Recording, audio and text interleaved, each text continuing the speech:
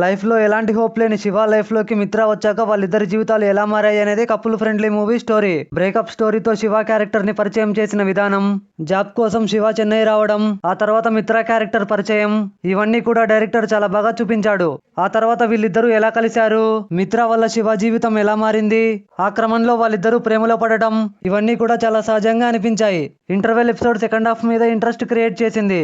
కానీ second half మొత్తం emotional గా ఉంటుంది. సెకండ్ హాఫ్ లో వచ్చే సన్నివేశాలు చాలా సినిమాల్లో చూసామే అన్నట్లుగా ఉంటాయి. క్లైమాక్స్ మాత్రం నెక్స్ట్ లెవెల్లో ఉంటుంది. శివ క్యారెక్టర్ లో సంతోష్ శోభన్, మిత్ర క్యారెక్టర్ లో మానస చాలా బాగా నటించారు. వీళ్ళిద్దరి కెమిస్ట్రీ కూడా చాలా బాగా వర్కౌట్ అయ్యింది. డైరెక్టర్ రాసుకున్న స్టోరీ కొత్తగా లేకపోయినా గానీ అలాంటి స్టోరీతోనే మూవీ స్టార్టింగ్ నుండి ఎండింగ్ వరకు మనకెక్కడా కూడా బోర్ కొట్టకుండా స్క్రీన్ ప్లే ని డిజైన్ చేసుకున్న విధానం చాలా బాగుంది. టెక్నికల్ గా మూవీ డీసెంట్ గా అనిపించింది. పాటలు అంతగా ఎక్కలేదు కానీ బీజిఎం మాత్రం చాలా బాగుంది. ఎడిటింగ్ కొంచెం బెటర్ గా ఉండాల్సింది. ఫైనల్ గా చెప్పేది ఏంటంటే కపుల్ ఫ్రెండ్లీ మూవీ స్లోగా ఉన్నా కానీ మనల్ని ఎక్కడ కూడా డిసప్పాయింట్ చేయదు. మా ఈ రివ్యూ మీకు ఎలా అనిపించింది కమెంట్ చేయండి. ఇలాంటి మూవీ రివ్యూస్ కోసం ఛానల్ కి సబ్స్క్రైబ్ అవ్వండి. పక్కనే ఉన్న గంట సింబల్ ని ఆల్లో పెట్టుకోండి. మా వీడియోలు మిస్ అవ్వకుండా ముందు మీరే చూడొచ్చు. Until then see you, bye by.